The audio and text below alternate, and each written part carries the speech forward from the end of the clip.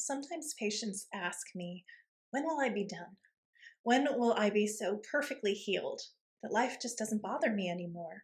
That I never have to deal with these old patterns again. I can just completely move on and forget about all of this, whatever this is, whether it's a chronic illness, a disruptive life event, a significant trauma that you're healing from, whatever it is. The question is, how can I be done with this for all time, forever? And the answer is probably not going to be very popular.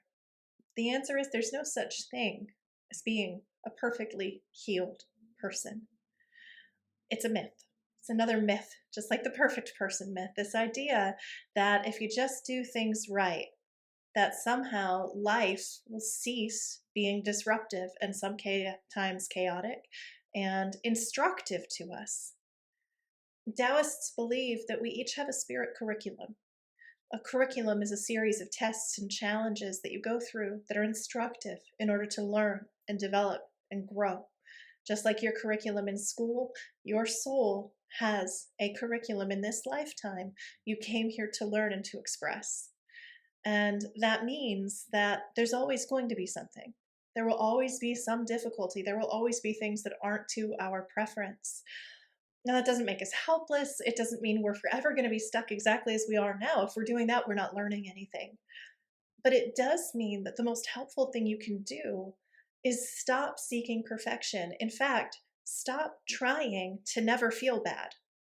Trying to never feel bad is a negative experience. Accepting that feeling bad happens is a positive experience. It's the resistance to what's happening in your life that causes so much suffering. So the most helpful thing you can do is to release the resistance to the things that are uncomfortable.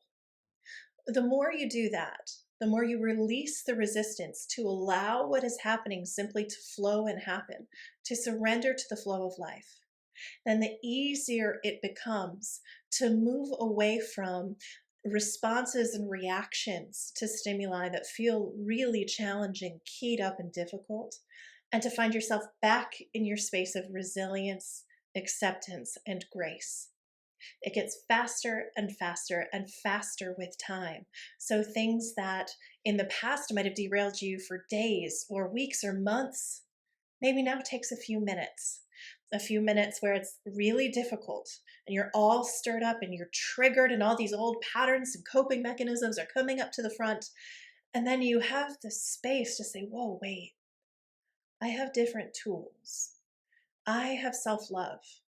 I know how to handle difficult things, and I trust myself to be able to do it.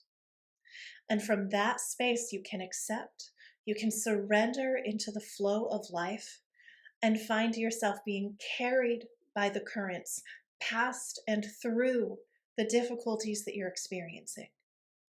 None of us is immune. We all have difficulties. We all have relationship problems. We're all going to get sick sometimes. There's no amount of wheatgrass you can drink that'll make sure you never get sick. And anyone who tells you otherwise, well, they're trying to sell you wheatgrass. The reality is this is the nature of being human. We came here to be human. Let yourself be human. Let go of this idea of a destination where everything's going to be so magical, and allow yourself to embrace the messy, chaotic beauty of living a real, full, juicy human life for everything that means. Because that's what you came here to do. I hope this has been helpful for you, friends. Please be gentle with yourselves, okay?